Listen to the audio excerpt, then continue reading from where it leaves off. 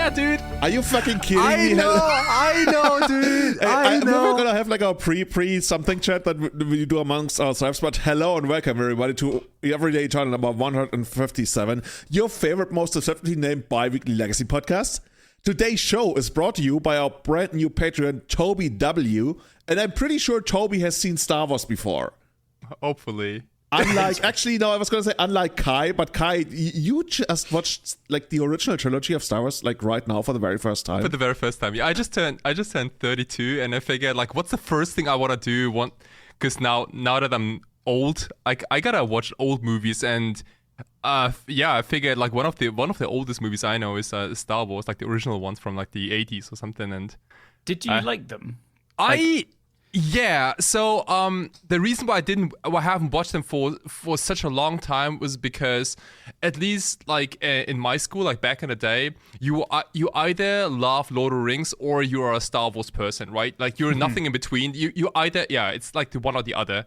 And I was such a big fan of the Lord of the Rings series that I didn't even try to watch Star Wars, which was probably the biggest mistake. I mean, there's a pretty good excuse. I was gonna like give you some shit, but. Yeah. Dude, just watching Lord of the Rings is good. I don't know, man. Like it's the same with like it's the same with music too. Like you either listen to heavy metal or you listen to hip hop. There's like literally nothing in between.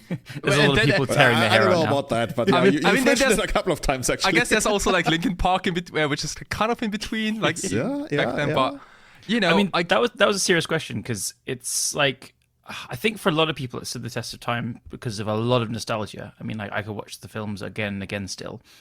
But if I was this age now and watching them, that's why I'm not like. It's hard to say. It can be a bit rough around the edges. You got to like lean into the quirkiness of the old. Oh, dude, yeah, dude, they're the best though. Like I like the old movies more than the newer ones because the newer ones looked a little like way too polished. You know? Yeah, I totally agree. For me, the second one, or I guess the fifth is Yeah, Kai, did you like watch all three of the original ones right now, or just like A New Hope, like episode 4? I watched all 9 movies. There are 9 movies, right?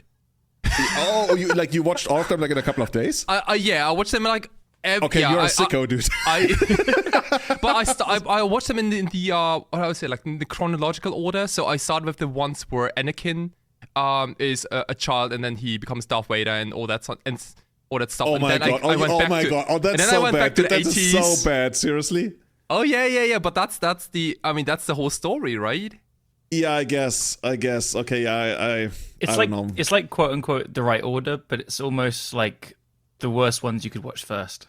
So it's the wrong order in such a big way. It's a weird order. Let's put it like that. But also, I mean, we're not a Star Wars podcast. I don't want to go too deep into this. But I got one question. Yeah. Who's your favorite character? Oh, R2D2. No, what's that called? R2D2. R2D2. Yeah. So and then after that, that's probably like BB-8 or whatever that. Jar Jar Binks. Oh, you're just like not into humans. No, they're so cute though. No. Like screw humans. Humans suck. That's the same with like everything that's been throughout my whole Magic and Warhammer and all a career. I detested all human races. That sounds kind of brutal, but I've never played like anything that has anything to do with humans. For a second, I took that completely out of context, and I was like, "What the fuck?" Okay, but you're saying like all the like human Warhammer fractions and stuff. Like, I was like, where is this going? Dude, I thought like they're super ugly, and it's the same for Magic. I rarely play. I think type human creatures in Magic. Except Delve of Secrets, maybe. Or maybe sometimes Star Confident and Ad Nauseam sideboards or something. Is that a human too? Oh shit, yeah. Yeah, you're into wizards. I know a lot of rings. I got it. So if you want to support the running of our show directly, you can support us on patreon.com/everydaychannel. What kind of transition, guys? Awesome. Before we get into all of this, like we got a bunch of results and basically like the meta right before we're about to head into the month of the very first Eternal weekends of the year to talk about. Martin User from the Czech Republic, he posted something super interesting that will only ever matter in like one out of every single, like out of any game we ever play in our lifetime. But something that literally, I want to say like 99.9999 players do wrong in paper and on Magic Online even by default, because Magic Online makes you do it wrong. And that is how the mulligan procedure actually works. Did you guys see the thread, or is this like all new to you? It's completely new to me. This is completely new to me. Oh, neither of you saw this? No. Yeah, and So we're good guinea pigs. Okay, this is perfect. I just hope that we are like among the 1%. Okay, I thought Yeah, I got right. it. Like I thought I would get it right because I'm an elitist Magic Online player. I know how things work. Like I know the stack. I know That's the so funny. phases. My first reaction is like, oh, I'm obviously wrong. No, seriously, I thought that, and I was like, okay, if Martin posts this though, so there must be more to it, right? Because he, as it turns out, he actually doesn't play on Magic Online, which was like the biggest surprise to me. But let me describe this. So you sit down for a match, like typical one-on-one match, no special rules.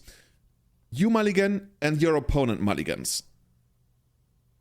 Callum, tell me what exactly happens after you drew your new 7. Like you are on a mulligan 6, but of course both of you draw 7. This is where you are. What happens now? So I'm just like hardwired into Modo, so I would just follow exactly what Modo does. Like, but my understanding of it, which is probably wrong now, is whoever's going first will put one card on the bottom. If they either say keep or mulligan.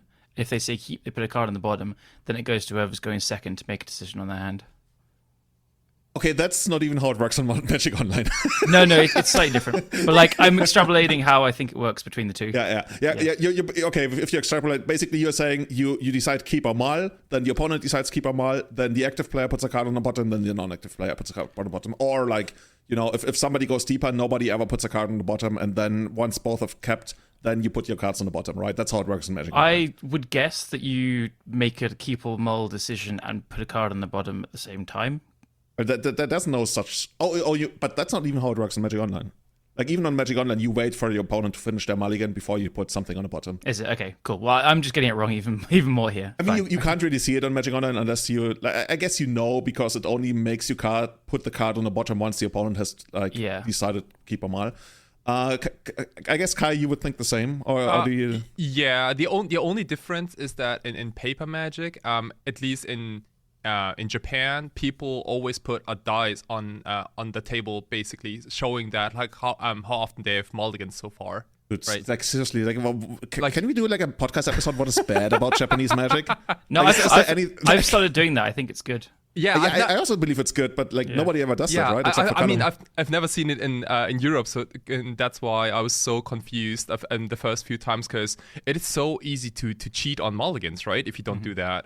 I've started doing it with like, I just get a die to the side. I don't really tell my opponent, but I put the die for me or them if they're mulliganing more than once. I'll just like put the dice to the side on a 2, and then I'll be like, okay, well, look, I can reference this and show a judge if something comes up. So. I once had this coming up where I was playing like a local and I like wasn't really like deep into it. I was just having fun, and I mulliganed to 5. And back then, that was like before the London mull that we got now, where you literally only drew 6, then you draw 5. And I was mulligan to 5, and I just drew 7. And my opponent, who was a friend of mine, kept saying, yeah, but only 5. And I was like, yeah, sure, and only 5. And I had no idea what he was talking about, because like I was talking to somebody else. And I just drew 7. He was like, no, 5. And I was like, what is he talking about? Can you stop playing? And he was like, you have to go to 5. I'm like, oh my God, now I have to go to 4 because I drew 7. Like, oh my God. No, seriously. So yeah, we got it all wrong. And I think if you listen to this podcast and you know how it actually works, seriously, shout outs to you, because I would have never guessed that. And honestly, I think the rules should actually be changed, because it's actually bad. It's actively bad. Okay, so here's how it works. You actually put the card on the bottom first, and only then decide keep or mull. So if you go to 6, you've put the card on the bottom, and then you decide that you go to 5.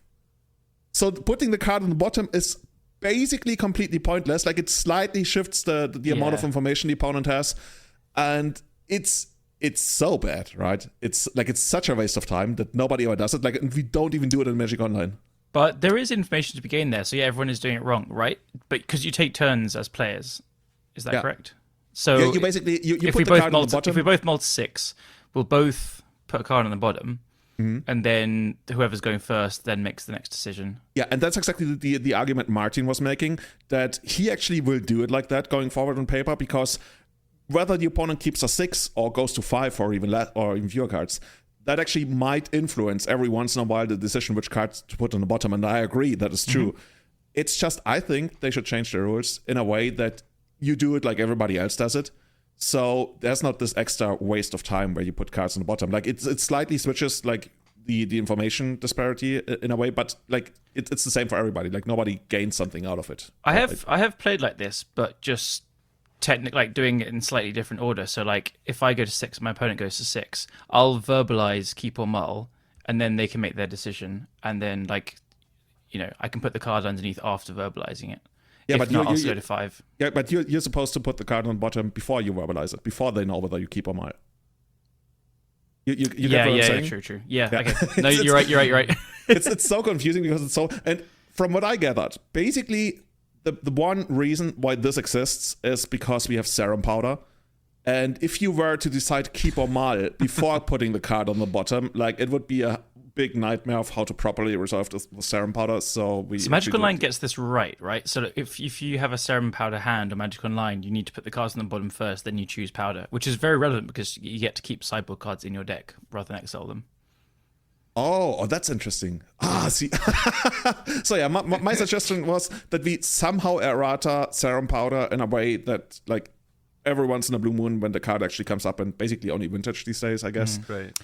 I would say this is a bit of a non-problem because it's only if you're not doing it properly, it's just a slight detriment to the player not doing it properly, and they can learn it and then just do it properly. Yeah, the thing is, like, if your player base 99%, like way more than 99%, do it the other way, and even your premier way to play it, I would guess like even Arena does it the same, right? Nobody puts a card on the bottom in Arena. I would actually have to check. I don't know, but I would guess. Then maybe we should change it in that way, because like, okay, here's the thing, like if you put a card on the bottom and then announce Mulligan after your opponent has like put a card on the bottom, and you're like, oh, actually I want a Mulligan, I think most people would be like, you can't do that. What do you think? I would think like if I did this on paper, and like let's say like not a local but like in a tournament where people might actually call a judge, I think I would certainly be like, you can't do that. I mean, as you say, it's a non-problem, but it's super interesting to me. Yeah, I think you're right. I think it would be met with a lot of people saying, "Oh, is that right?" or whatever. But then you could just call a judge. Yeah.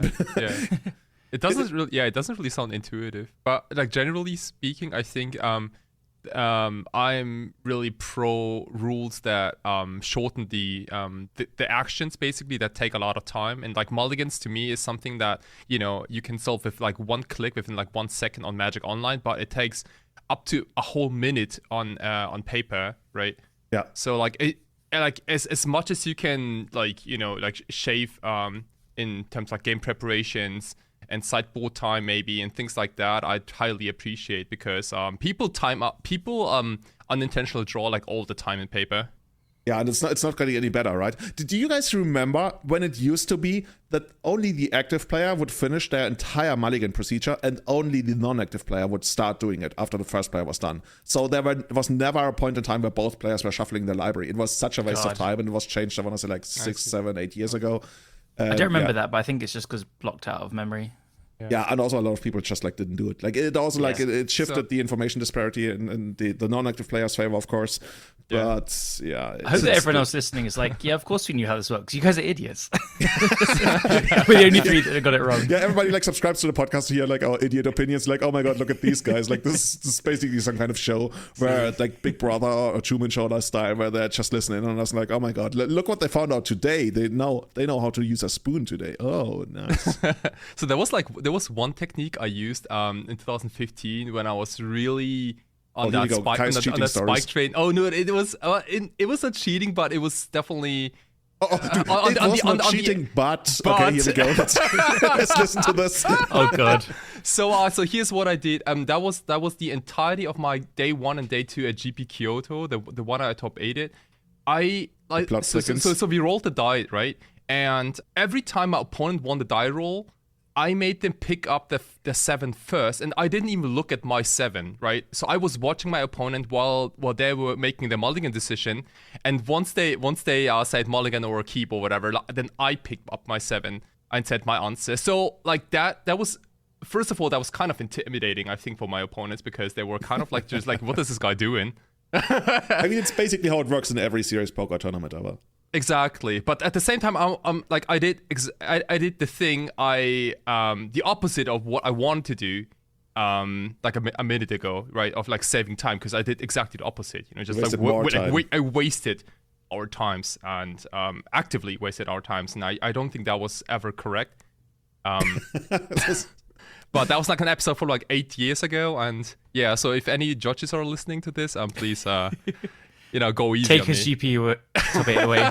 Take my trophy. No, didn't even get a trophy. And speaking of like big events, I just got an email that we can announce this. Kai, this is exciting to me. This is Let's go. One of the coolest things we're about to do. We're going to Disney World now. Now, there's Eternal Weekend North America coming up, and Kai and I are not going. Hey, Hooray. Now, what we're actually doing, we're doing commentary. We will be on my virtual stage doing commentary for most of the Swiss on the first day on December 9th, I believe that is. And we're going to do the entire top 8. So I know Anurag, and I'm sure there must be more people are producing this. And Kai and I are going to be in your living room, wherever you watch this from your bars. Is there something like a barcade for like Magic tournaments? Not yet, I guess. But yeah, we're looking forward to this. We're really excited. And That's way better than Disneyland. So yeah, in November we're gonna be there in Prague, and in December we're gonna be there commentating. I think it's Pittsburgh, right? Yeah. I gotta You brush better, up you on my better Pittsburgh know, facts. otherwise you're off the team. You've been to Pittsburgh before, right, Callum? No. No, but you've been to the US, right? That's basically Pittsburgh. It's basically it's all the same thing. You were like roughly in that area. Well, I don't even know where Pittsburgh is. Loving it. It's in the pits. It's in the pits. So yeah, stay tuned and make sure to watch and let Wizards know that you enjoy the coverage. Hopefully, even though it's going to feature us, and yeah, even though there's a slight downside. Dude, I'm so excited for this. And by the way, you know what I'm not excited for? I want to say I'm pretty sure. I want to say ever since I became a good player, which is like so pretentious. But ever since I felt like I can actually like compete in like legacy tournaments, this is probably the worst slump I've ever been in. Like seriously, like this is easily the worst. Like you can always tell by how many play points you have on Magic Online, right? You see them going up and down, and it basically like always tells me, okay, now it's time to play like a really serious deck. And then like when I sleeve up something that I know is really good, so I can like rebuild play points and have like this cushion of like, okay, I can like fuck up so many times and it doesn't matter. And right now I'm on the lower end of that, where I feel like, oh god, Julian, like you gotta find something that works for you. And I can't even say it's frustrating, just because like I've made so many changes to my life right now, like new job and everything. But I wouldn't mind if I was more successful again. Like, what about you guys? How do you feel about that? About you being crap? Or No, yeah, about me being crap, but I was like where you are right now, especially since like Eternal Weekend is coming up and everything. Like I just uploaded a video how you can go 0-10. That was games, beautiful. if that helps. Absolutely beautiful. Yeah, dude, I almost pulled us Avatari. I almost put that. I went like, what was it, like? I think I won the last one. I went 10-9 or something. No, 2-9 or something. Yeah, never mind. Like it was horrible. Absolutely horrible. I think this phenomenon happens to everyone. I think we all have our like super spiky periods, and right after that, like once we've collected enough trophies or enough good results, then we start brewing a little bit, or like we actively, I don't know why it is, maybe it's just me, but I actively put bad cards in my good decks just to find out if how bad they are, and then my win percentage drops, and then I do the same thing with other decks. I just actively pick up worse decks, decks that are like tier 3 or whatever. You've played a wild selection of decks lately, didn't you? Play like the demonstrate. What is it called? Mississippi River. Oh, that was a good one. That was a good one because I picked up the deck with no reps and you don't need any reps. Like I was gonna say, like how many reps do you really need? And I count to 6. I finished 4-1. That was not too bad. Nice. But for example, the one thing that doesn't, I don't know, like it's the Feed Artisan Elves deck, for example, and I have a lot of respect to people who have done a lot of good work with this deck, right? Like Hello Newton and all the other guys, like also Aaron Relentless, who Droomcore. Yeah, I think Droomcore and Aaron, they made like top 16 or 32 at the showcase challenge like that's just this weekend. Yeah. Super excited. That went crazy. Like Jörg, Aaron Relentless, I met the day before on Saturday, and he also went undefeated into the top 8, for example. This very same deck, right? Oh, at the local event in Hannover where you went to, right? Exactly. Yeah, that was like. He's a juggernaut, dude. Seriously. Right, and then I pick up the deck, and I've wasted so many play points with this deck. It's insane. Like, I think the best result was probably like once I did a 4-1, but the rest was like all like garbage, 2-3s and. Didn't you actually build the deck in paper? I got that deck, and I don't know, but like despite being like a complete loser on this deck, I just keep playing it because. I don't know. It's addictive. It's certainly addictive. Yeah, because I want to find out like what's behind this archetype, because clearly other people are doing great with this deck, right? So what's about that Salvatorix dude just not getting his shit together here? Yeah. But this can happen to every player. So I don't know, especially if you when you like used to like some painter play patterns maybe, and you pick up Boros initiative and then things don't really work out, maybe. For me it's especially about painter. Like I am still struggling against 4-color like Uro 4th Erlangers control, just because like 4th Erlangers always wrecks me. Like I feel I can't play the matchup in the way I would usually play against these like tap out mid-range control decks, and that's kind of frustrating. And then I jump to other decks, and I feel like actually why did I like leave painter behind? It's still the deck I'm going to play in paper and everything, and probably going to be the deck I play the most for the next couple of years. But maybe I should just go back to that. I tried like Dimir Scam, I tried like, I don't know, like Grixis Diver, I played Boros Initiative, and they did okay, but they didn't really spark something in me. I guess like Blue-Black Scam was kind of cool to play. I enjoyed it quite a bit. But yeah, I don't know. You know what I really want to do? I just want to play the super hardcore tempo style, and that's why I'm always excited when there's like a good ruck deck around. But we talk about that like in a moment. Questing Druid, baby. Yeah. I think I got something to confess here, but that card is actually pretty good. God damn it! Didn't you like trash it last episode? Yeah, I'm sorry, everyone. I think I just said like how bad this card is, and. Well, you gotta make some deck building concessions to it, and we saw that. But I guess right before we get to that, we'll get onto it soon. Yeah, I just wanted to share something, and that's pretty exciting because Albert Lindblom, Ali on Magic Online, he released data together with the Legacy Data Collection team, where he got his sources from, about the best decks of the last 30 days, pretty much. So he took all the data he got from the challenges. And I guess the most interesting stat there is the non-mirror win rate. There's like meta share, whatever. Like he basically took the most played decks, kinda, and he ordered them by, in this sheet. Okay, never mind. He actually did order them by full meta share, which is fine. But what I'm most interested in is non-mirror win rate. And the deck that actually sticks out the most, the only deck that has an over 60% win rate, which like in Legacy terms is crazy, is 8-cast. And I think a lot of people actually were like, 8-cast, I don't know, Orcish Bowmaster is pretty good. But 8-cast managed to prevail, and like a 30-day window that's quite something to look at. It's not like a weekly snapshot or something. Totally. Very surprised about that. Yeah.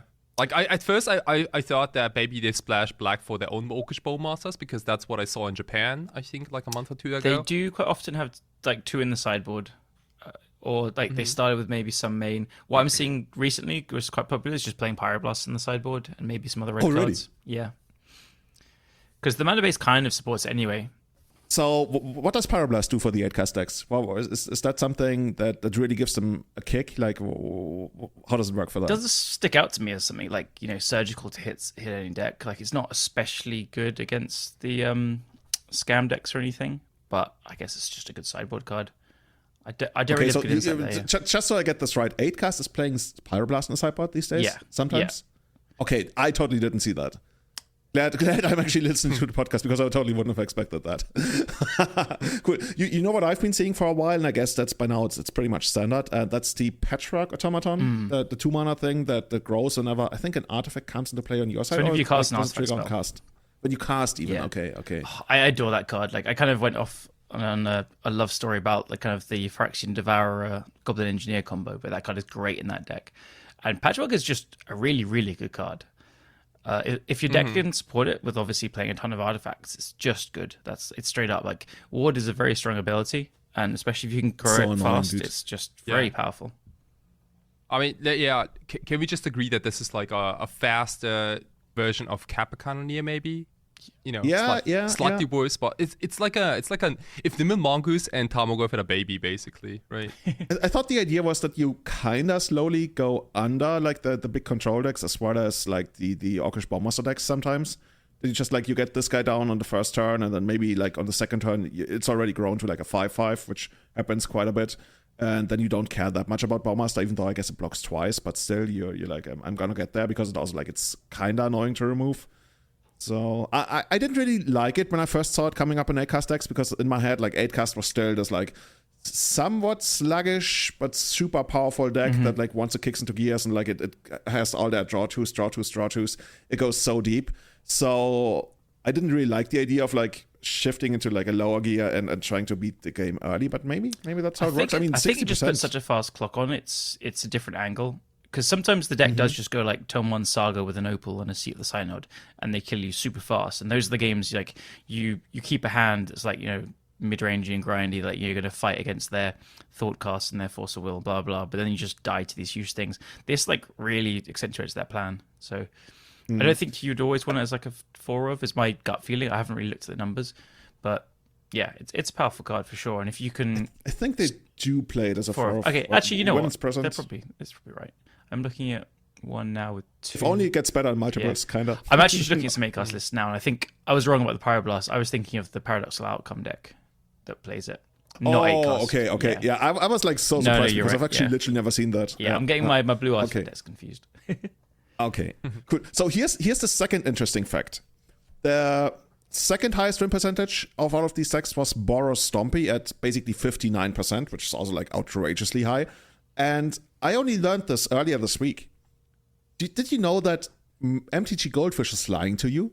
That it's actually programmed to lie to you? Like, we can put off our like tinfoil hats. It's not like, oh, mass media, what do they call it? Like, mainstream media is lying to you. Boros Stompy. No, this is well, I guess every conspiracy theorist would say that no, this is actually true, but I guess you can like pretty easily see that in Magic Online on Magic Goldfish. It doesn't show you Boros Stompy. Is it like if we go to MTG Goldfish right now and we try to check the meta presence or like any kind of placements that the deck has made, like I go to Legacy and like watch me fuck this up because maybe no, it's not there. I recognized this just before the last 4 seasons. I think I was like trying to write out lots of like deck lists and like rough plans and stuff, and I just like to write things down, and I just didn't see that. And then afterwards, after it, Ben Bellman's like didn't lose a game until the top 8 with it there as well. Oh, the top 8 didn't play. When he didn't like lose a match, I was like, why is it not like higher on Goldfish? Like people are playing it, right? And I was like, okay, well, maybe no one's playing it online. I don't know, but yeah, you're right. It's just not there. Yeah, and what I saw on Twitter is that people actually said that this is like a custom block the Goldfish people put in there when what's the card called? White Bloom Adventure. When White Bloom Adventure was banned, apparently it was like still legal for like a couple of days. I don't know, on Magic Online. And they really wanted all of these initiative, back then was like white initiative decks, not to show. So they had some kind of ban in there that if your deck had White Plume Adventurer or some other cards that constituted an initiative deck, it would hide it and it would not show it in the results. That's what Twitter told me. And that's kind of crazy to me. Like this block still hasn't been removed. Like, I don't know, man. Like, if you look at this, you're like, oh, yeah, Boros Initiative, yeah, I guess that died. Like, and then you go into the next challenge and you get just completely destroyed by it. This is just the kind of thing that they'll implement, and then it's not something you'd remember because it's a small thing for the people upholding the website until someone reminds them, I guess.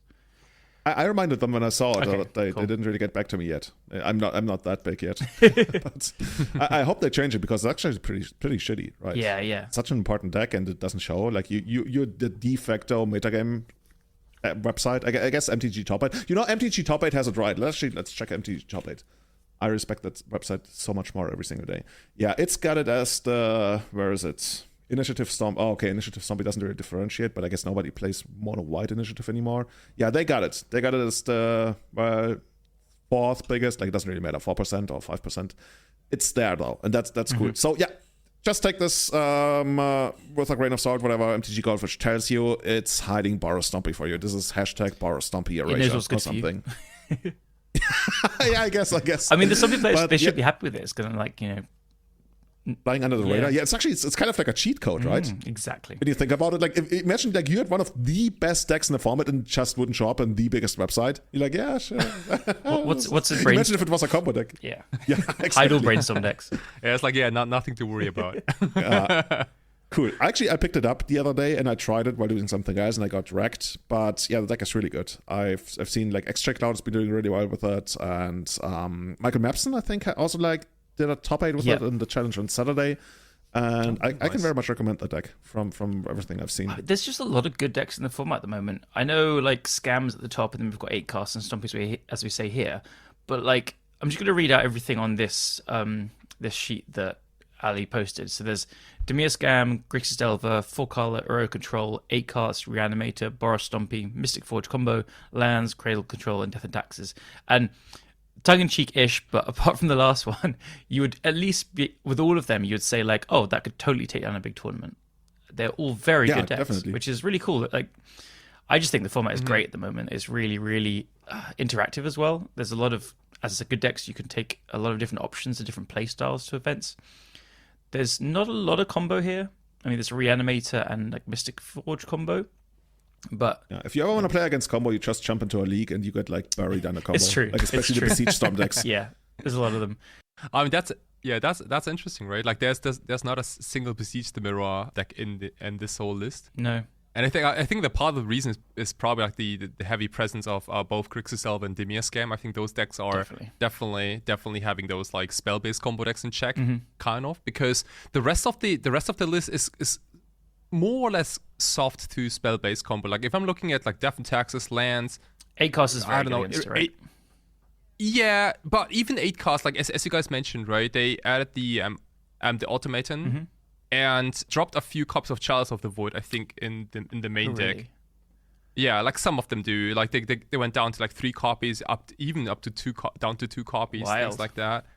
Yeah, but that's all part of the meta game, right? Like when there's a lot of like Boros Stompy, or I don't know, like lands or Death and Tax, like you don't particularly want to cast Chalice of the Void all that much. That's fair. You're actually right. Yeah. I just looked at the showcase results, and we are so boosted. Come on, guys, seriously, can we get some names? Okay, so this person got 14th place, and they only play 3 chalices. And yeah, if you tell me some people only play 2, I would actually believe that. Yeah, it's like all part of the cycle, right? Like it's, for example, the super old discussion in Boros Stompy, like should we play 4 Chalices of the Void main, or should we play 4 Swords of Plowshares? It's that sort of. You remember when Miracles was down to like 2 copies of Swords of Plowshares? This is where we want to be. Oh, dark times. That was wild, dude. Yeah, very wild. Much wow. Here we go. So Kai, I think you had a pretty hard decision to make when you went to Hanover, right? Like right before you went, you told us, oh, you don't know what to play, like nothing really sticks out to you. You had the decision to play, I think. Exactly. Breakfast, Doomsday, and what was your third choice? Oh, I don't even. Elves? Oh, I think some Delver deck maybe. So we have like a typical like rock paper scissors theme here, right? Like we have Dimir Scam and Grixis Delver, which are, as you mentioned, like super good versus combo decks, and then we have the combo decks which are pretty good versus like lands, I don't know, Death and Taxes and 8 casts, and also like the 4-color Uro control decks. The control decks are not prepared to beat combo these days. I want to say they're just like packed with removal, but they don't have a lot of. It almost feels like these control decks, like they almost scoop the 4-color Uro control decks, like especially against fast combo that has a little bit of protection, like not Belcher, but let's say the Epic Storm or something. Oh yeah, it almost feels like maybe they're like, I mean, they're not actively scooping the first game, of course, but it almost feels like. Oh, totally, yeah. Don't see a lot of endurance in the main board. Like Dress Down doesn't see a lot of play these days.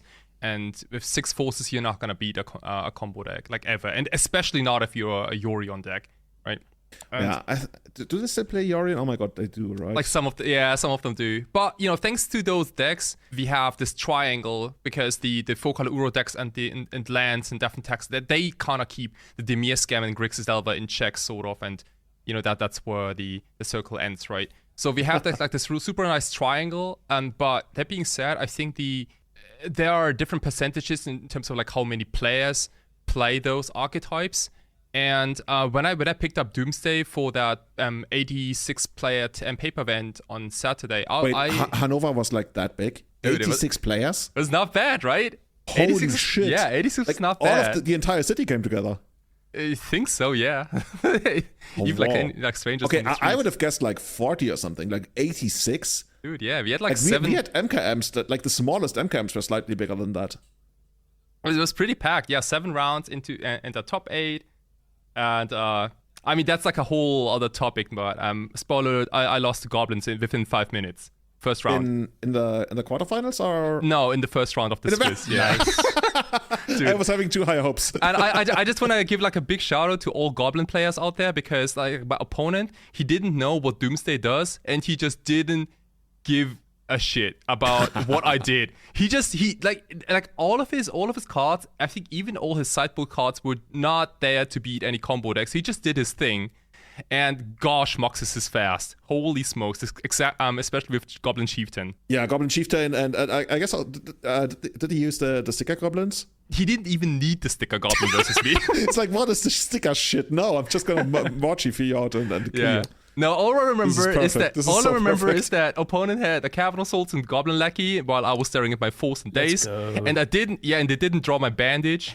So man, that's why you splash white for a Doomsday. Come on, such a noob mistake. I've been on like a huge Imagine if you Goblin had kick that. recently. I've played it the last few locals I've played and stuff, and I kept a hand against Scam last week that was like Cavern, Lackey, and Muxus on the play, and nothing else. Like good. I like no other lands, like 3 ringleaders or something stupid. And I was like, you don't have the fatal push, and he died 10-2. Oh, this is so I great. do love it. Dude, I've been there so many times in Magic Online lately. Like I've grown to sometimes, Force of Will, just like a stupid Chromox or something on the first turn when I feel like, oh man, that I'm gonna have. When if you do that, they always have a second Chromox, 100%. Yeah, of course. But yeah. But the thing I like so much about Goblin players is that they're so chill, and they just don't. It doesn't matter if anything sick happens to the format or if the format is healthy or not. They just keep playing goblins, It's true. They are one of the most maybe the most dedicated kind of players to their deck. Oh, Actually, that's a good point. Like, is there any deck that has a stronger, more faithful following? Like, people have been playing goblins. They've sometimes been playing goblins ever since like 2004. Yeah, basically. I don't think so. Like lands is probably and lands and Death and Taxes I would say are behind, but next. But I think goblins are the most dedicated.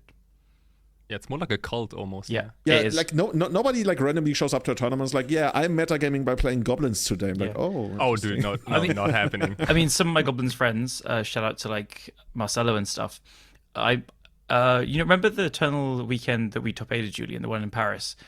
I met 2016. or Yeah, 17. I saw Marcelo, my friend, he only plays goblins and has always only played goblins. And he was there with a few other friends, and I played one of his friends around before who was on goblins, and they were all chatting and stuff. And then as we got into the conversation, they'd all been like best men at each other's weddings and stuff. Like they are just like bonded by goblins, and they've been friends for 10 years because they all play goblins and they go to each other's weddings and stuff. It's amazing. So yeah, Was there like a goblin theme to the wedding or something? everyone's a goblin if you think about it. I went to, I told you this, right? I went to a Game of Thrones themed wedding, which if you know Game of Thrones, a wedding is not a good place to be. I've never watched this. Yeah. I can't comment there. But Okay. everyone Kai, dies. did you watch Game of Thrones? No, I just watched Star Oh, come on, Wars. guys. Don't leave me hanging. Okay, everybody chat, you chat, like we're not streaming here, but everybody, who's following us, you got me, right? You know what I mean. Okay. Anyway, Kai, tell us about Hannover. So you lost the first round to Goblins. Did you immediately drop or what happened afterwards?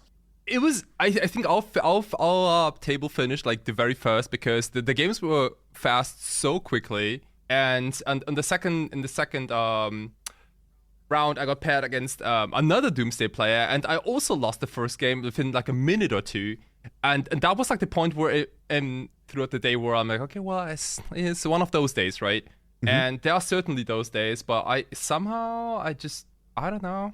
Just got my shit together and just kept winning. And I got paired like runner versus decks that are all good versus Demir Scam. And that's like exactly the rock, paper, scissors things I was talking about earlier, right? Like I got paired against Naya Depths twice, for example, and they just keep claiming that they have a crazy good Demir Scam matchup. Mm-hmm. Which I can believe. I thought you were about to say like they claim that they have a really good Doomsday matchup, and I was like, I don't know about that. I don't know about that either. Yeah. And also against an 8-cast opponent on the Patchwork Automaton instead of a Chalice of the Void, which cost him the game. But I kept winning and ended up being 5-1, and then ID'd into the top 8 to then lose again within 5 minutes against blue-black Reanimator, a Dimir Reanimator deck. Was really surprised to see a careful study on so turn old school 1. though. That's super old school, right? Remember like 2010, 11, like even 9, 8, 7. Like that was the way to play Reanimator, blue-black Reanimator. Like nobody didn't even think about like no mono black, no Rakdos, no any kind of other color combinations. It was like blue-black Reanimator, and also made the most sense. I think Channel Fireball back then pushed the deck a lot. A lot of them played that at some GP, I believe, and that was the de facto way to play Reanimator. Totally, yeah. Like Todd Anderson, like those guys, like they definitely played that deck. I bet. Sure. Cool. So was like anything special about that, or is it like the way you would imagine it to be built? Basically, we played the mirror, I want to say, except they played like the Reanimator package and I played the Doomsday package, but the mana base was kind of identical and the spells were also kind of identical. But man, goddammit, Griselbrand just hit me so hard. I haven't played against a Griselbrand in like weeks, I feel, and that creature is just... You know, if you don't have Bowmaster, it just still slaps. I remember back then, people would always say like that blue-black Reanimator is the combo slayer. It's literally the one deck that you don't want to play against with combo, because it's like discard, it has counter spells, free counter spells, and it can kill you in a single turn. Oh yeah, it's like probably the nightmare matchup for any combo deck. Totally, but then you realize that you play a Doomsday deck which has exactly the same spells, so it was not that bad. I maybe should not have taken that many mulligans, maybe, but yeah, I don't know. It's interesting when you compare the two, right? If you're Doomsday, you're literally only trying to resolve a single spell, after which you have a very good shot at winning, even though you gotta pass the turn a lot of times, I guess. Mm-hmm. And they are trying to resolve 2 cheaper spells, usually 1 and 2 mana, and they have a lot more variety in them, right? They can have like Entomb, they can have, well, I guess in that case, Careful Study. They also have like a couple of different reanimation spells. So I couldn't even tell you. I guess I'd rather be on the Reanimator side just because of the variety, and like their enablers also are card draw and Careful Study, whereas you only have 4 cards that you want to resolve. So yeah, maybe so. But on the other hand, like you also have a lot of dead cards in your deck, right? Like I never want to draw a Griselbrand, for example. You can say the same about Thassa's Oracle, but I was going to say actually. But Thassa's Oracle is like somehow castable still, and also Doomsday is way harder to hate than a Reanimator post sideboard. That's true. That's also true. So what did you end up winning for your top 8? Oh, I got a nice playset of Force of Vigors for my Feet Anderson Elves deck, I guess. And Force of Vigors actually like pretty expensive. Yeah, I don't know. There's something. Okay, I'm actually looking it up right now. There was something. I thought they were like, they're like 25 euros or something. Mm-hmm. So you got like €100 cards. That's Dude, pretty but good. it was a really nice pickup. I think at this point, like any Magic the Gathering card that destroys Ursa Saga is a good Magic card, because I don't know about you guys. Like how do you feel about Ursa Saga? That card is just so cracked. That card is so good. Like I've talked about this before on the podcast. Whenever I play against 8 cast with, let's say, Painter, for example, and Painter also like heavily relies on Ursa Saga, I've always felt I wanted Moon Effects just because they had Spear, Shadow Spear, so they had Trample, and usually their constructs were even bigger. So I always felt like I'm just like the much worse Ursa Saga deck. The only upside I have is I can like randomly luck out with the combo, or like get a Grindstone down, throw a Chalice on 1. That's my experience exactly as well. I'd only lose that matchup to big, fast construct beats with Shadow Spear. Yeah. That's it. It feels so weird, right? But I started doing that, and honestly, I will probably keep doing it going forward against 8cast. So yeah, that's my thoughts on Ursa Saga. It's one of my favorite cards ever printed, especially maybe my favorite card ever like printed in the last 10 years or something. I really, really like the card. I love the design. I agree. But yeah, it's super powerful. I love it as well. It's an amazing thing that it's become a pillar of the format, essentially, this new pillar. But it's like, you need to build into it enough, and it's weak to enough things that it's not oppressive, but it's still like powerful enough to create all these sub-archetypes and stuff. Like, I don't think 8cast would be very good without it, or Painter is definitely a lot worse without it, etc., etc. Mm-hmm. Yeah, it completely transformed Painter, right? I think Painter also like used to have like main deck Moon Effects and kind of stuff like that. And it took a lot of convincing for some people to drop them in favor of playing Ursa Saga, but I think like by now everybody is lands like, completely changed, of realized course. how powerful it is. Yeah. Oh yeah.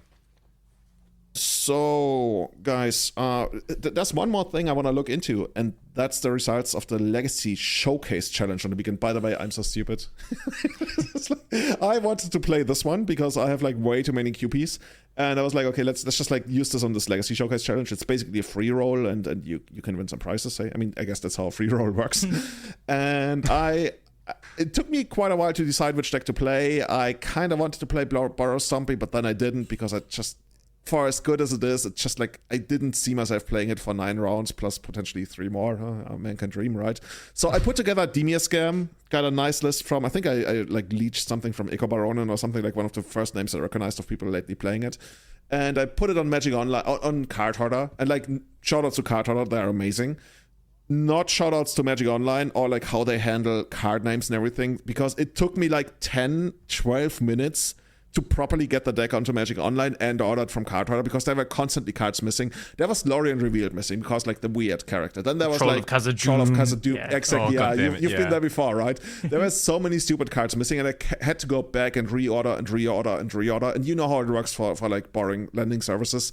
When you're right before the big tournament, they're a little bit busier and it takes a little bit more. And then I would even go and buy some of the stupid cards. Like Troll, I actually went out to the bots and bought it. And then at some point, I was like, okay, oh fuck, there's one more card missing. And like time was ticking down and I just couldn't make it in time. And honestly, It didn't feel bad, right? If it's like Sunday and it's like 5 p.m. in Germany and you feel like, okay, well, I missed out on spending my QPs on that. And I later learned I can still do that next month. So, hey, that's cool. Or like at least 2 months from now or something. But yeah, I didn't get to play it. But usually there's like 200 to 300 people playing these, right? Yeah, this was over 300, right? This one was like 323 or something. It was huge. That's insane. I didn't actually look at the exact numbers, but I just saw someone tweet like just before it started saying like, "Oh my god, there's so many people." So I wonder if we ever get to like 10 rounds. I think these days the highest we ever play is 9 rounds. yeah, 10 is what, 500 something. Don't even ask me. I don't think we're getting there. No, it must probably be less because I once played 10 in a qualifier, like when Bazaar of Moxon was big, and I played 10 rounds on a Friday, and I went 8-2, and I literally got nothing because I was like 17th. And I don't think we had 500 for that. But yeah, it's something that might actually happen at some point, and at that point, dude, it goes really deep into the night. Maybe the part of the reason is that there's the big tournaments coming up, the Eternal Weekends maybe, and people want to get maybe like a few reps before they go into those events. Yeah, I think that might actually factor into it. I think the biggest thing is that just like a lot of people, they have a lot of QPs lying around, and whenever there's like a free tournament to play, that has like okay prices, then people just jump into it, and yeah, I think that's what happens for these. And you know, when we look at the top 8 and top 16, there's actually a couple of really cool decks in there. So the winner, our friend from Italy, Cio Francone, playing. Is this like Team Italia, Italy pile? What do we want to call this? This is basically what like everybody in Italy plays, like literally everyone. Well, it's got Uro, it's got Teferi, Brainstorm, Ponder, Swords. It's got one interesting thing. The One Ring and 4 up the Beanstalk. Like this is literally the most Italian deck I've ever seen since like Mentor Americas. I don't know. Like everyone's playing this online as well. It's just 4-color mid-range. That's true. But they have 3 Mendic Veil of Summer, which I think is a pretty cool shout. Dude, that's disgusting, actually. It's heavily targeting beating Scam, of course, and I'm sure he does beat Scam with this deck. Yeah, I mean, it just looks really good. I struggle to differentiate between like all these piles at the same, and then like someone going, no, they have one more dress down than me, and like one more Terminus and whatever. It's like cool, but I think the biggest difference is whether or not you play Yorion, because I think when you don't play Yorion, you don't always play the One Ring. Yeah. So there's sometimes piles that just like go hard on the Beanstalk and they don't have Yorion. But I think once you go to Yorion, you just like need to fill up, and then the One Ring definitely goes in. Once you go Yorion, you something Borean. Yeah, you need to put on the rings. yeah. I mean, there's also like non-Yorion decks, I guess, that try this, but yeah, usually they look like this, like what we see here, except for like the 3 waves. They already had that in the past, because I remember when we were at 4 Seasons, I played against a friend of Angelo Cadei. And dude, I was like, "Oh, you're playing Angelo's deck," and he was like, "No, we made it together." I'm like, oh. I mean, I'm sure they did. Like, I was actually coming off it like as a little bit like weird term, I guess. Kai beat Zero by like through main deck Veils game 1, Oh yeah, easy peasy. Is main deck whale the name of the game these days in Legacy? This is crazy. Because I lost with Painter because they had main deck whale and I did not anticipate it. Yeah, I mean, it's one of these things where it's so good against the top of the format, and the deck is now so powerful against everything else that you just afford to, like, this extra card. When you're drawing so many cards off rings and beanstalks and stuff, you're just like, oh, I can have this crap card that, I chuck to a brainstorm where I just have in my hand. It's fine. Maybe like the biggest trend these days for those Uro decks or 3, 4, 5 color decks is that you don't see a lot of planeswalkers in those decks, right? Like even this is like a 80 card deck, and you might think that a lot of cards might fit into this 80 card decks, but nope. Just 3 Teferis, that's it. Yeah. Minsk Boo's just disappeared, right? It's been usurped by 4th Aerlingus / the 1 damage from Bowmaster's ETB. Killing it on the ETB is pretty powerful. Or killing the Minsk. That's so bad. Oh my god, that basically, like, that murders Minskabu, right? Oh, you get a hamster for from Anna's. Nice, cool, you got it. So, and then like the drawing cards as well, but I don't know, how does that work? Anyway, but 4th Aerlingus is just like a better bomb to slam. You know which deck actually excited me the most out of the top 8? I mean, you probably can already tell. I already talked about it. Is it? It's Daniel Götzsch's School Ducats, winner of GP Niagara Falls a couple of years ago. 7th place. Actually, well, you can't really trust these rankings in Magic Online, but yeah, basically top 8. And he played Rock Questing Beast. No. Questing Beast? God damn it, come on. Dude, how many people have made this mistake like all the time? I think I even did it like on the last podcast. That sounds like a standard deck. Dude. Yeah. It might actually be. Does standard still exist? Like, I don't know. No, he played Questing Druid Rock. So his only creatures were 4 Marktide Regent, 4 Dragon Rage Channeler, and 4 Questing Druid. So, no, I don't know. No Tarmogoyf, of course. No Nimble Mongoose. I'm sorry. No Delver. Yeah. This is straight up mid range, right? This is not even trying to, like, I guess it kind of tempos you because there's like Days and Wastelands in there, and most of the stuff really only costs 2 very interesting creatures in the sideboard. It got 2 creatures. Oh, it got Uro in the sideboard. 2 Uros in the sideboard. Dude, what's going on there? I didn't even notice that. So this is like the ultimate commitment to the mid-range plan, right? If you want to go super mid. Against which decks would you do that? Against Delver decks? Like the other tempo decks? Yeah, go bigger. Because he's got 3 Unholy Heat, which is going to be like fighting over probably other Murktides, and to kill Trolls, obviously very important. Troll is the big one that kills. I mean, this deck is just very well built. I'll say it's the classic I brewed a deck and it's Delver, but there's actually some really clever additions. So there's 2 enchantments, there's 2 Seal of Removal, and you might be like, oh, Seal of Removal, that's like quaint, why don't you just play Vapor Snag or something? But there's a few reasons for this. One is very obviously it turns on Delirium for Dragon Rage Channeler, which is always a bonus. 2 turns on Delirium for Unholy Heat, which, as we just said, is very important to kill Troll of Khazad-dûm these days. I guess if you're playing this grindier mid-range thing against the control decks, you will need to kill Uros sometimes. I mean, like, double bolting an Uro just feels awful. So at least this is a 1 card, and you lose a card in exchange. Yeah, sometimes it's just like a tempo play to get Uro off the board for another turn. Yes, I mean, if you play a mirror, the Questing Druids could get pretty big as well out of bullet range. I know. But Unholy Heat, if you can, get it on, it's pretty good. Then, additionally, it's the timing of Questing Druid makes Seal of Removal so much better. So, you get this window where you can only cast them until the end of your next end step. But if you hit a Vapor Snag or a Brazen Borer or something, it's not going to do the job. But here, you get to play the Seal of Removal and then keep it there on board, which is... It's pretty powerful. Like, it's just very smart. I would never have thought of playing Seal of Removal myself. So, really cool. Yeah, Daniel mentioned that. Daniel mentioned playing Seal of Removal exactly because of Questing Druid, but he wasn't too high on it. Like, it sounded like it could be something else, but he certainly wanted it to be something that, as you mentioned, you can play on your main phase of Questing Druid. And even sometimes just for the mana efficiency, right? When you have like mana early on that you don't need, you can basically pump it into Seal of Removal. You lose the surprise effect, of course, but also, you get to have more mana. How sick is it with Questing Druid? Like, you then bounce the Questing Druid to then draw cards again. Dude, that could be like a whole draw engine again. Yeah.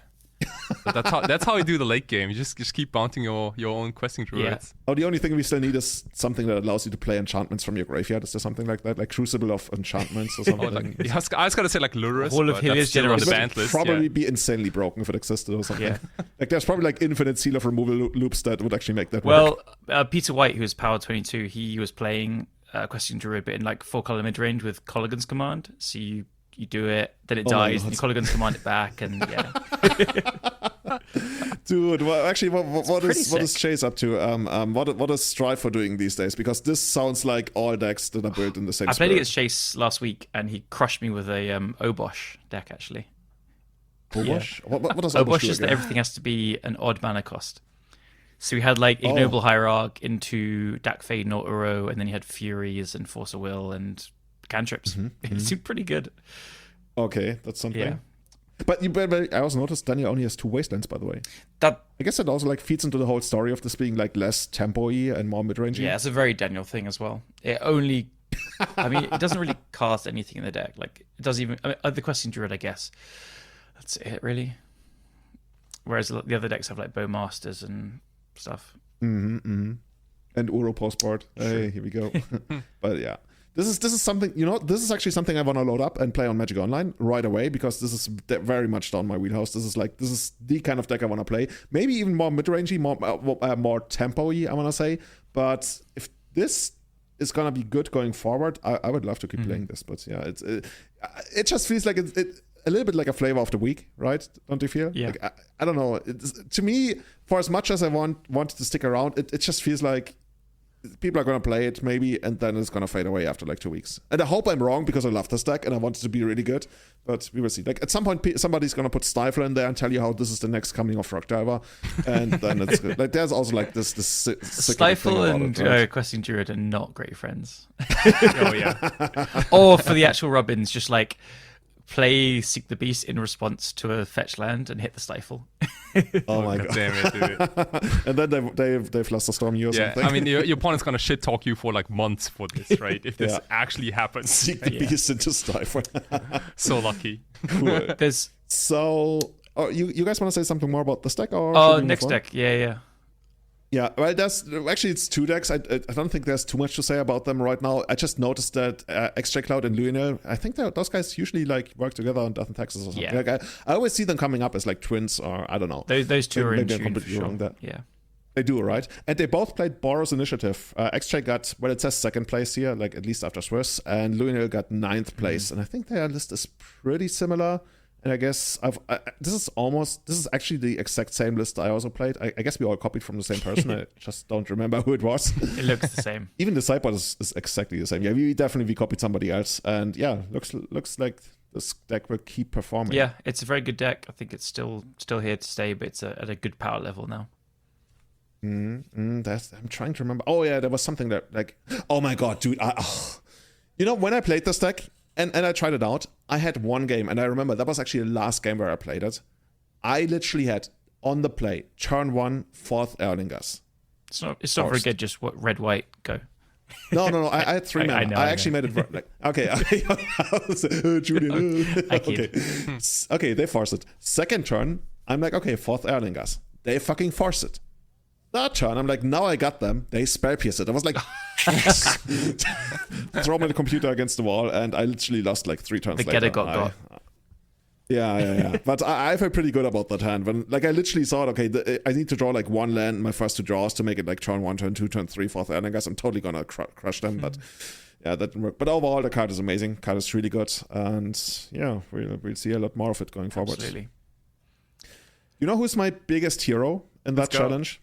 You guys can already see it in the show notes. And if you people all around the world, except for I think New Hampshire was the last. No. It was like West Virginia was one of the states that didn't listen to us. We have proper statistics now. Out of all the American states, I think last episode only West Virginia didn't have anybody listening to us. So, you know. I don't know. you got to work on that, America. You got to work on that. So everybody all around the world except for West Virginia, you will not guess which deck got a top 16 in one of the biggest legacy tournaments, online tournaments of the year. Actually, also like real tournaments of the year. And that is Frisky Man playing... I got a drum roll here somewhere. I think this one. Burn. God. 19 mountains straight up in your face burn. Probably made a ton of money, like won the cost of his deck several times over by getting the 15th place. Dude, this is amazing. And somebody actually told me, let me look this up. Somebody told me that they are actually like the burn master or something. Nice. That they played so much burn I was about to say, like, it could be a cool medical, like if the format is just randomate everywhere. Yeah, dude, they graduated from Pauper Burn, where they got like insane results this year, to Legacy Burn, and like they jumped straight into Legacy Burn and immediately got the top 16 in the Legacy Showcase Challenge. $71. So if you wanna put your money somewhere, get Kai. You could actually pick that up on paper as well. Yeah, that's just such a heartwarming story. Cheesy. Okay, but like, dude, like he probably crushed Demir Scam left and right, probably. Yeah, dude. I bet he like skewered the critics. Yeah, I quit the podcast. Sorry. Sorry. From now on, we are probably like a Skewer the Critics podcast. I'm going to Spreoding-cast. Yeah. Man, this list is straight from the, I don't know, from like 8 years ago maybe. This deck has nothing fancy to it. It is the most stock burn deck you can possibly imagine. Yeah. The thing is, if you ask me to build a burn list these days, I think I would have built 59 out of the 60 exactly this way, and then the one pyrostatic pillar. I don't know what I would have put there. Maybe that's actually how you do it. I have no idea. But yeah, this is literally like you mentioned, right? This is the most standard burn list that you would imagine Legacy, if something like that actually exists. I don't know, that one parasitic pillar, like, to me, everything else is a 4 of, and there's 19 mountains, 1 pillar. The OCD in me is like, why is that not a mountain? So they've clearly thought of it, and it's right. So, dude, if this was a mountain, it would actually be a quad laser list. Quad laser with 20 mountains, beautiful. Yeah. For those who don't know, like quad laser, that was like a dredge term like over 10 years ago, where dredge literally played 4-offs in every single slot, and then the sideboard you went like 4-4-3, right? Because you can't play 16 This cards. sideboard is 4-4-3 as well. Beautiful. Yeah. This is one card moving into a mountain away from being a quad laser list, which is always a work of art. You became so close. I mean, maybe that's why they did in top 8. I think I'm pretty sure that's Or, no, I'm going to say this pillar won most of their games to get top 16. Maybe so, yeah. This is pretty cool. Yeah, 4 Goblin Guide, 4 Eidolon, 4 Monastery Swift Spear, 4 Price of Progress, 4 Lightning Bolt, 4 Fire Blast, 4 Lava Spike, 4 Rift Bolt, 4 Chain Lightning, 4 Skewer the Critics. And that's your burn deck. Oh, you know what I love, by the way, in the sideboard? 4 Exquisite Firecrafts. Dude, I want people to Exquisite Firecraft the 4-color decks so badly. And then they're going to be like, that's cool, I'm on 30 life. Yeah, but I think it actually gets around the ring as well, right? Probably not. If there are 2 or more instant under sorcery cards in your graveyard, this spell can't be counted. You can't target them. Okay, it sucks. I would have been so close. Yeah. Okay, I thought it was like can't be prevented or something. Or yeah, but you still wouldn't be able to target them in the first place, I guess. Yeah. You're right. Okay. Like we are no burn experts by any means, but like this Searing Blood looks really, really good. Like I would even consider putting it into the main deck already because of Orcish Bowmaster. I think that's one of the biggest burn discussions for years, right? You sometimes see it on the main. No, seriously, like when I was playing like a lot of elves, I was like, why is this only ever in the sideboard? This is so good against me. And then like the burn people, they gave me the talk about like how it's not very good against certain decks, and it's just like that. And like, okay. Yeah, I think Legacy has enough like just good burn spells to just go face game 1, and then you adjust game 2. Because you also have the landfall one, but it's not here because they've only got basics, no fetches. The Searing Blaze. Mm-hmm. So I think those cards are much more common in Modern, where it has been historically more creature centric. Whereas here you just like fire blast your face, ignore your creatures. So, as a big burn expert, obviously. You know, I'm gonna call it. There's gonna be at least one burn in the top 8 of one of the 3 tournament weekends that we're gonna see. Yeah. And it's gonna be Kai, right? The camera like moves over and real Kai. Are you allowed to play like wearing a face mask or like something that completely conceals your face? Did I ever told you that I was wearing sunglasses at my during the first GP I attended? Oh, and we talked about that, right? So cringy. Oh, you must have felt so cool, dude. So, yeah. Oh, yeah. Cool. By the way, and speaking of cool stuff, before we close this out today, Callum, you have some explaining yourself to do. I do want to just mention one more deck in the showcase top 8. Okay, sure. Yeah. Let's try to detract very quickly, but then we can go on to that making fun of me. I just want to give Freudian Slip a shout out. They top 8'd with Death and Taxes and lost the quarters, but they were the only one going 9-0. I think they had a concession in the last round just to get like lunch, some food and stuff. But anyway, they crushed the Swiss with a 60-card D&T list. And so I was interested in seeing the discussion. So I went to the D&T Discord, and they were like, no, it's completely for budget reasons. They cancelled their rental thing recently, and the deck is only 149 ticks on Magic Online. And, that's insane. And with their winnings, they then bought decks. the rest for Julian. But I just thought it's really cool that they did so well with a kind of budget thing for Magic Online. And, it's not the better version of Death and Taxes by most people's agreement now as well. So shout out to them for doing really well with it. Didn't they play like some weird fox or something? Yeah. Here it is. Werefox Bodyguard. Hell yeah. What does Werefox Bodyguard do? Fox Knight. Holy shit. It's a really, really cool card. It has pretty cool artwork. Yeah. For those who have not been blessed with the knowledge of Werefox Bodyguard, let me introduce you to a 2/2 creature for a colorless white creature elf fox knight flash. When Werefox Bodyguard enters the battlefield, exile up to one other target non-fox creature until Werefox Bodyguard leaves the battlefield.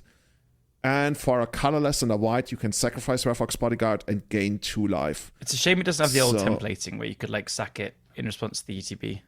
But Wizards are cowards. But yeah. But this way you still get to do it twice, right? If you have a while and a flicker wisp, let's say.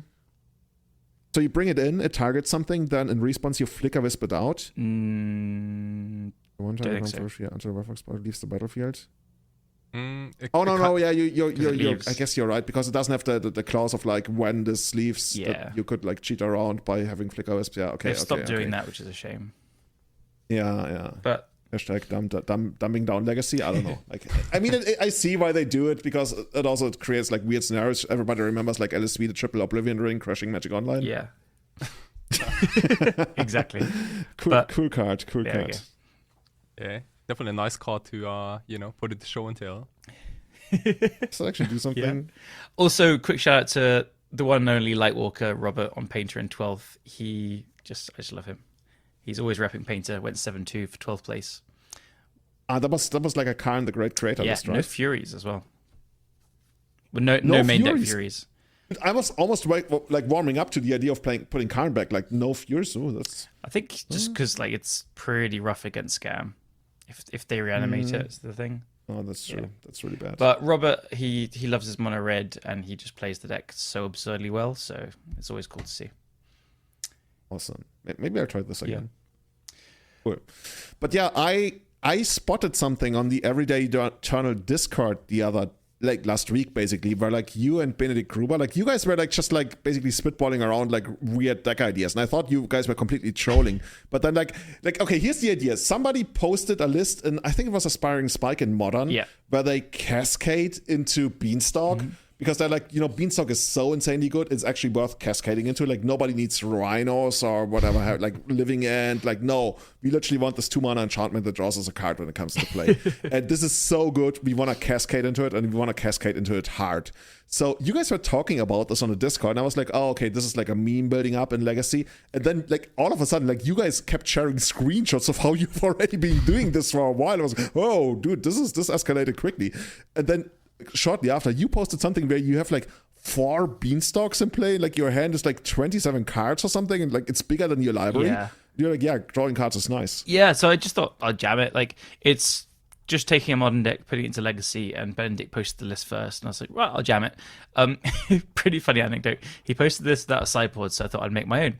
So I put some Mindbreak traps, some other stuff. I had a cute idea to put a single Aethersworn Canonist and a single and a single Rest in Peace. So against the combo decks where they're good, you side out the Beanstalks and cascade into it. So I did that. Oh, that's cool. I forgot to put a Yorion in my sideboard.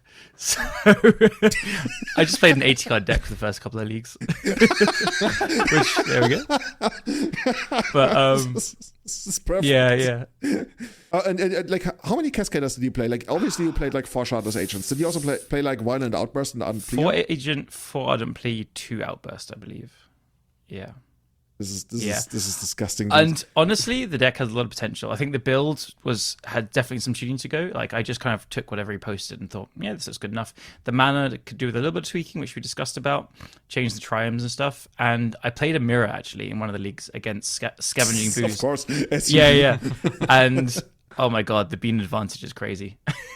But Did you actually deck yourself? So in the screenshot that I sent to the Discord, I think I'm looking at it now, I have 19 cards in my hand, and I could have decked myself by turn 10 in this Urian deck very easily. So yeah, you do draw absolute metric shit ton of cards. So, I mean, the idea of the deck is just like, if you haven't seen the modern deck, is you just cascade into Beanstalks as fast as possible, and then you have Force of Will, Solitude, and Fury as these pitch cards, which draw as you go. And then the deck just kind of like, pun intended, cascades into more card advantage, and then you get more beans into play, and then you draw more 5-drops, and you just like have this huge tempo advantage as well, because your spells are often free. So, Leyline Binding as well, right? Yep, Leyline Binding. Prismatic Ending I sometimes see. Oh, yes, I forgot about that. Yeah, Leyline Binding as well. It's actually it feels so bad. Like, you're supposed to be like this slow, sluggish deck because you want to like leverage the Cascade thingy. And then you're like, okay, 1-1, remove this, 1-1, remove this, easy.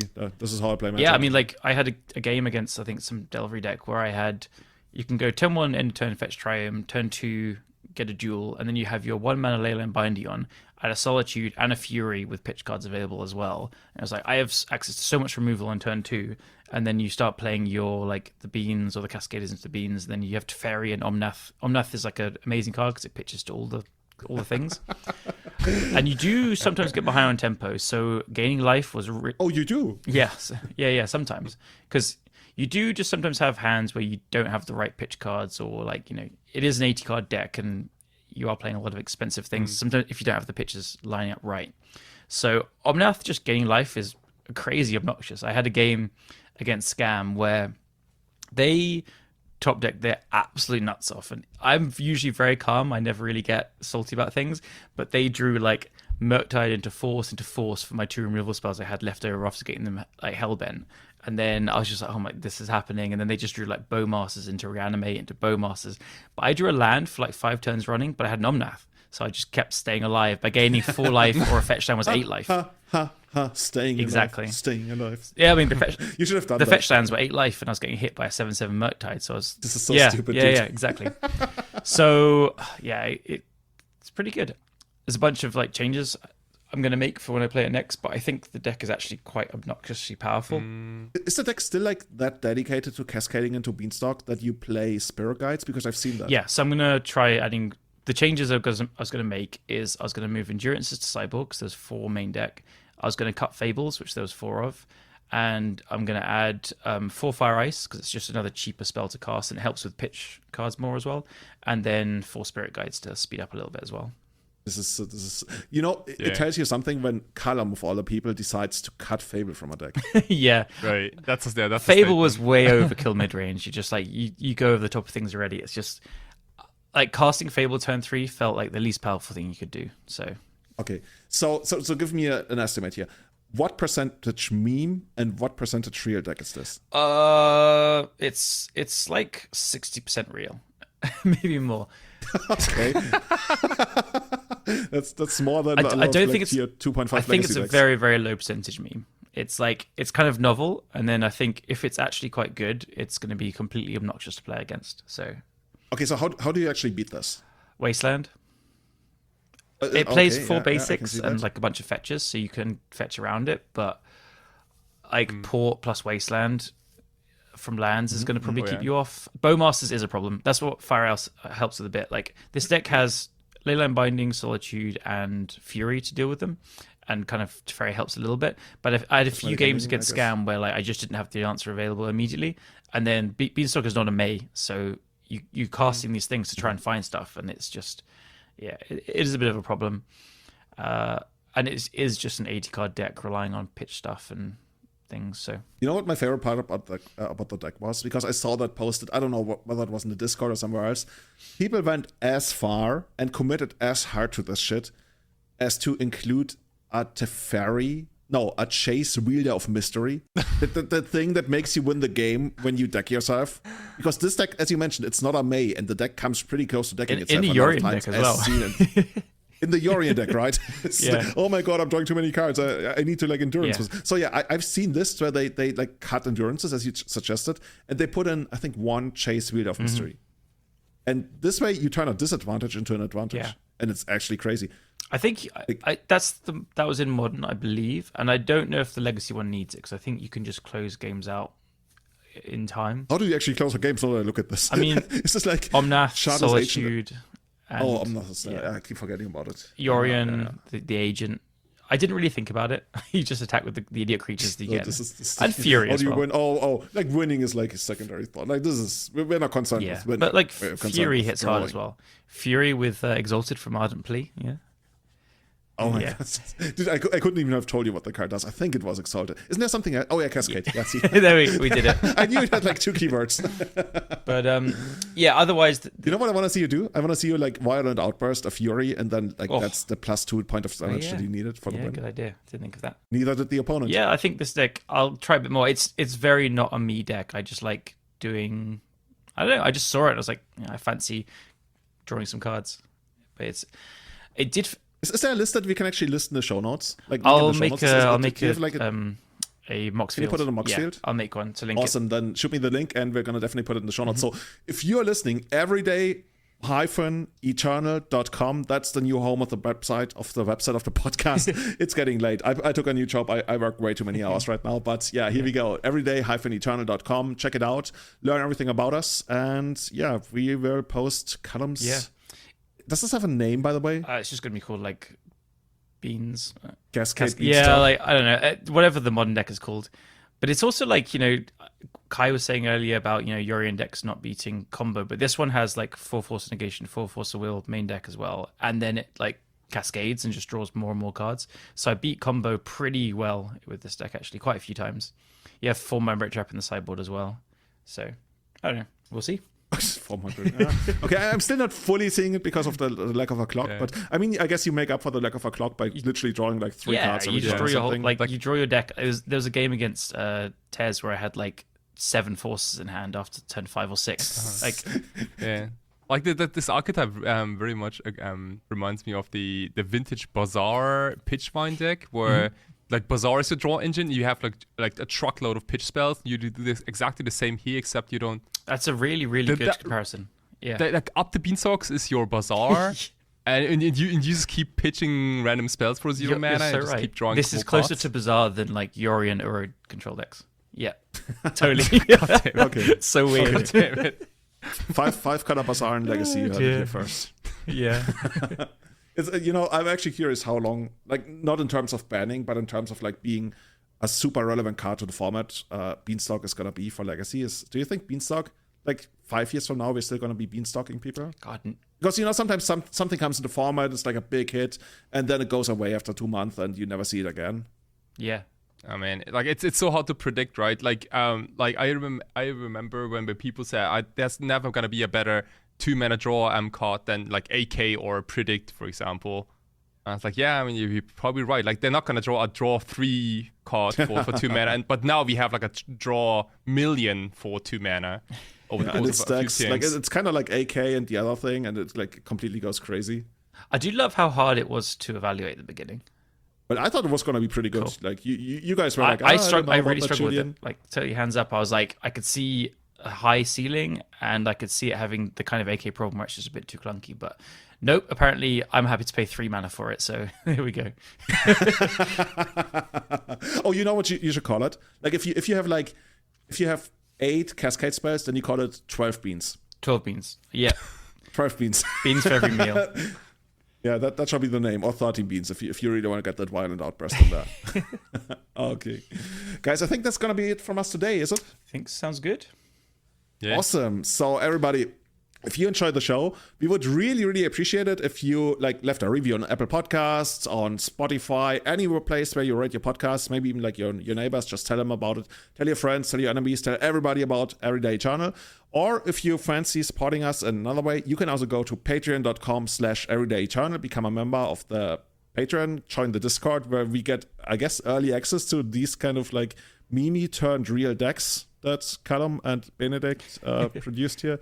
I'm still like, part of me still believes this is like some kind of trick that you're playing on me, and like 10 days from now it's just, oh, Julian, early April Fools or something. I would never trick you, Julian. Weird. You would never. Okay, never. Sure. So yeah, with that, we're going to close it out. Big thanks to everybody supporting us, everybody making the show run, especially our Eternal Witness tier supporters, Colin Garassi, Alex Crow, Tim Everett, Testacular, Sebastian Hollager, DM, Sean Dewey, Francis Kauper, Cassandra Davis, Tom Zischka, Benedikt Gruber, and Severin Schwarzhuber. And our Grizzle Brand tier supporters Scott Monroe, Tom Hepp, Kane, Ian Seefeld, and Colonoscopy. Thank you so much for keeping the lights on. Thank you so much for listening to our podcast, and see you again in November. Ciao, everyone. Bye-bye. See ya.